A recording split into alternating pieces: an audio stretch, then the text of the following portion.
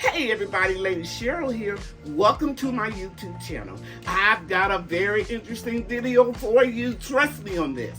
If you want to keep your garden from being devastated from predatory insects like squash bugs, squash bug eggs, I'm going to show you how to identify them and search for them. Aphids, squash vine borers that get into the stems of your squash plants, melons, and other vining plants. And I'm also going to just show you a couple pictures of what tomato hornworms look like and what their eggs look like and the plants that they attack. Okay? Let's go outside and get started. This is going to be a good video, I promise you. Give me my flowers while I can smell them, so that I can see the beauty that they bring.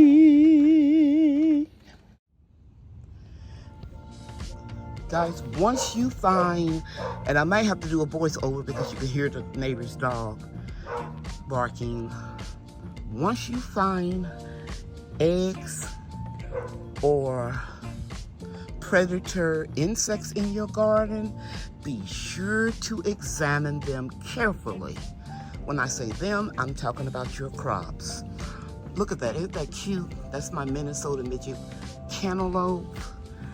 You want to look at the back of the leaves as well as the front. You want to look for eggs. And I found some already this morning, and that's why I decided to make this video. So I'll probably just insert all of the pictures and talk about it. Okay? So I'm carefully examining everything, and I'm pulling up this vine. I'll secure it later. Here's a pepper plant. You want to do the same thing. I've already done it, but for the sake of the video, I'm sharing with you how I thoroughly examine every leaf. I've learned a lot during these 40 years of gardening. Actually, it's 40 plus years. And I am at the age where I take comfort and gratification knowing that I'm helping other people. So that's why I try to share as much as I can with you for as long as the Lord allows me to do it. Now, just before I turned on my phone, my camera on my phone, bees were swarming around the cantaloupe, pollinating it. And I want you to know that the marigolds, they come around them too. So they will attract the bees. Okay, now they will thwart off non-beneficial insects that don't like the smell of it, but it's a real good thing to put as many marigolds as you can in your garden. Okay, now look right there on that marigold. I'm gonna go closer so you can see that moth. I'm not sure at this point if it's a predator moth or not. It looks like it's the beginning of a butterfly, because when it flapped its wings, I saw some little spots. And usually when it's a predator moth that lay those eggs, it's a beige color or off-white or cream, whatever you want to call it. But that looks like a butterfly to me, a very small. I'm gonna go closer. Maybe it'll flap its wings. So I'm not gonna bother it. It's flying away. Now, the okra look good. And I'm going to tell you something. I found okra infected this morning. I'm going to insert a picture. Look up under the leaves. Be very careful while you examine them, because they'll try to get in a cluster real close to the stem or another place where they can hide. I've already checked it. It is my experience that aphids, that little nasty moth, will land and hide on the back of your okra. Aphids, because it loves to suck out the juice in the okra plants as well as the vegetable itself. But you will see a lot of ants crawling around it, because they will farm and circle around the aphids to protect them because they like the sticky solution that they excrete, and that's what feeds the ants. Here's another moth right there on that marigold. I just want to show it to you. It's not a moth, it's a butterfly doing its thing. Okay, now let's move over here to the other pepper plants. I've thoroughly examined each one of these, and there are no signs of eggs or anything like that. I'm gonna skip the prayer garden. I'm gonna go over here and let you see that I've got eggplant. Before I watered, I looked all up under the leaves, totally, to make sure that there wasn't any eggs there. Now, this is what I want to point out to you guys. I found a cluster of aphids on okra, the okra itself, and I will share with you that picture. I'm going to insert it in now. And I looked thoroughly up under here, and what I did with that cluster of aphid eggs, and they look similar to squash bug eggs, I just blasted them with a strong full force of water. Years ago, I used to put diatomaceous earth on it.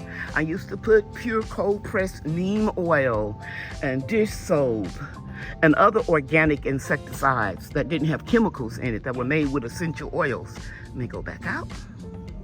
But I have learned through these many years of gardening, if you just simply flush with a strong full force of water, you can drown aphids and aphid eggs.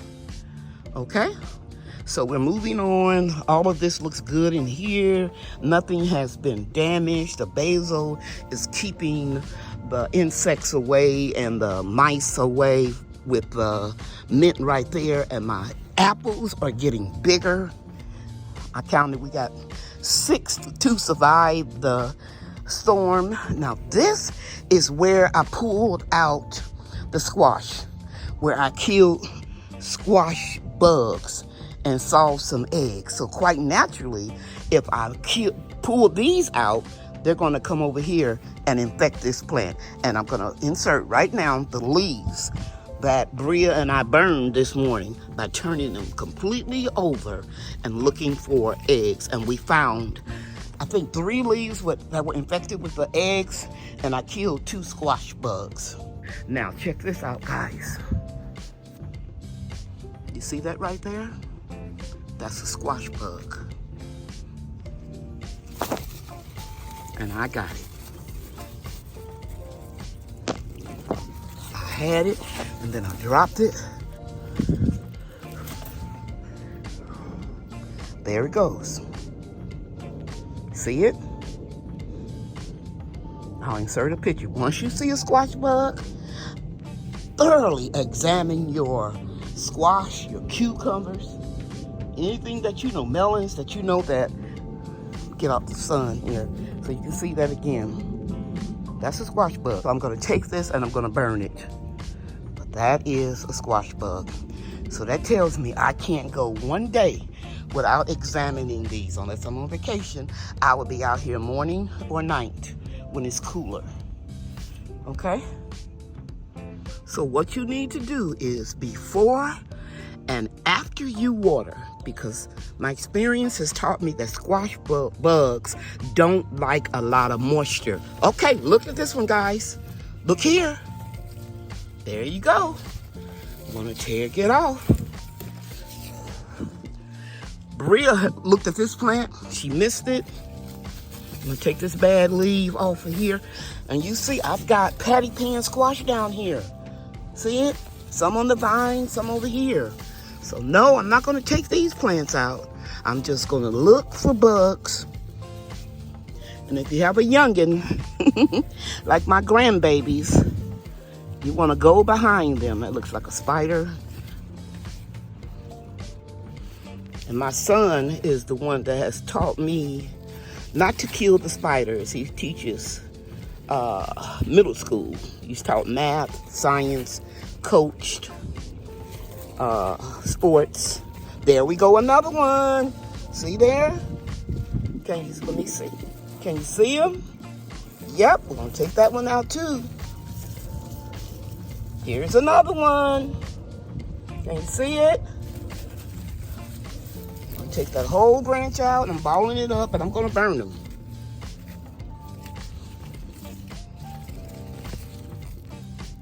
So they will move from one plant to the next plant. There's another one. I hope you can see it. Let me see. They're trying to move. You see. You can see it right there. And right there. Boy, oh boy. I got a lot of burning to do. Okay, off camera, I'm gonna come back and I'm gonna check that one out again. And then I have more squash zucchini over here. Isn't that pretty? Here's my watermelon. I've examined it real good for squash bugs and eggs. And I thought I was gonna have to get somebody to help me turn this bed around because I wanted the watermelon to sprawl out that way, but it's doing it on its own. So I'm very glad about that. And yeah, it'll just spread all the way out there. My neighbor is cutting the grass. When we moved the garden, when they put the swimming pool in, I accidentally didn't realize that they had turned this garden bed the wrong way. But it's okay, it's gonna work out. You can see the squash bug moving. I found another one today, digging around in the dirt. And I also found a squash vine borer. See it? Check your plants every day if you can in order to avoid a major insect infestation. Check every day. Ugh. I used to couldn't stand this, guys, but I've gotten tougher during the years. Squash vine borers will tunnel through the major stems in your squash plant and it'll start devouring your plant from the inside out. They're very, very hard to get rid of. So I'm very happy that I found this squash vine borer close to the soil surface. Okay guys, here's one of those moths that I was talking about earlier in the video. It's like a creamy color, it doesn't have any spots on it. I caught one today. Okay, I watered this plant, especially around the base of the plant.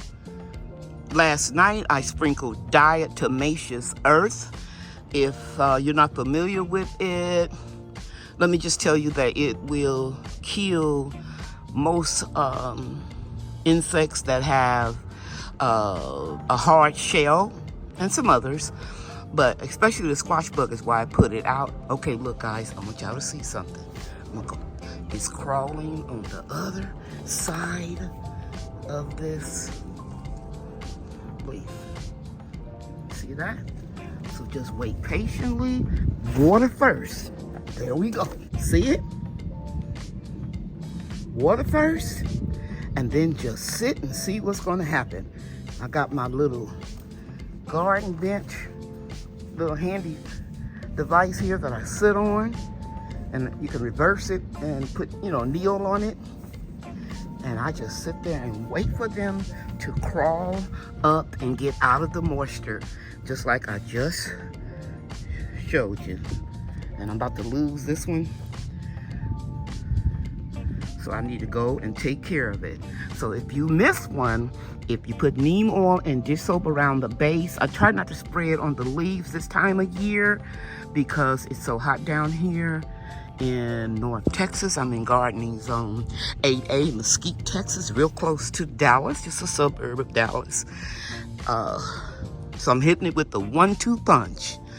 Water to bring them out, and then I try to catch it with my hand because the hands are quicker than the eyes, as you just seen me demonstrate. And then if I miss one, then I have the diatomaceous earth on the leaves. I put that on, so as a safety precaution in case I miss one or two. But Squash bugs multiply fast, and if you see one, I guarantee you, as I hold this one, you have more. Okay guys, I'm out here early in the morning watering my pepper plants. And remember, I harvested all of those red chili peppers a few days ago. I showed them to you in my last video. Look how many more on there ready to be harvested. I'm gonna wait just a few more days because some of them are just turning. And over here, I showed you about 4 days ago, maybe 5 days ago, how I harvested the Hungarian hot wax peppers. And look how many I have over there here. These are going to my son, my baby son. Now, I talked a lot about squash bugs, squash eggs, aphids. I haven't talked too much about the hornworm that attack tomatoes and peppers. And that's because I honestly haven't seen any in this garden since I moved here. So when I do have that issue, I will address it. I will take you along with me and show you how I prevent or kill hornworms. But they really like peppers, and especially their #1 treat is tomato. But just in case you haven't seen hornworm eggs, this is what they look like. And then of course this is what the hornworm looks like. Just want to share that with you. I know this video isn't about that, but I'm trying to help. You can go and look at my insect control playlist. I'll try to remember to link it in the description box. And if you're having problems with hornworms eating up your tomatoes and your peppers, I offer a lot of information that can help you. Here is my Minnesota midget cantaloupe plant. I showed you this plant earlier in the video, but this is what I want to show you. I noticed today after thoroughly watering it. Look how much that cantaloupe has grown in 2 days. Yep, they grow pretty fast. And they're only going to be about the size of half of a regular cantaloupe. And 1 cantaloupe is enough for 2 children or 1 adult. But you can see here we're getting more. Let me try to put it that way. That's being in here, that's being pollinated. And that's why you see the leaves are wet. To make sure that I didn't have a lot of insects bothering my cantaloupe, I put diatomaceous earth on it. But contrary to popular belief, diatomaceous earth can kill bees. So the sun is not out yet and the bees aren't out yet, or you would see them swarming around here. But to be on the safe side, I rinse the leaves off before I go in because I don't want to harm the bees. Save the bees. If I'm going to plant things to attract the bees, then I certainly don't want to kill them. Remember, this plant was ripped up pretty bad when we had those thunderstorms with 80 to 90 miles per hour winds. But I pruned it really well, and it looks like it's hanging on pretty good. So I'm very thankful for that. Yeah, it's looking pretty good. Oh, let me share this with you. Remember I stripped all the leaves or pruned all the leaves off of my tomato plants? Well, here's one that said, it's not gonna die. Just start putting the leaves back on. So I'm gonna let it stay. Okay, everybody, thank you so much for watching this video. It is hot outside. I had to go upstairs and get under the fan to cool off, and Bria is hot too. So we want you to know that we appreciate you watching our video. You know that I love you and God loves you too. Share this video if you can. Thanks for watching, everybody. Bye now.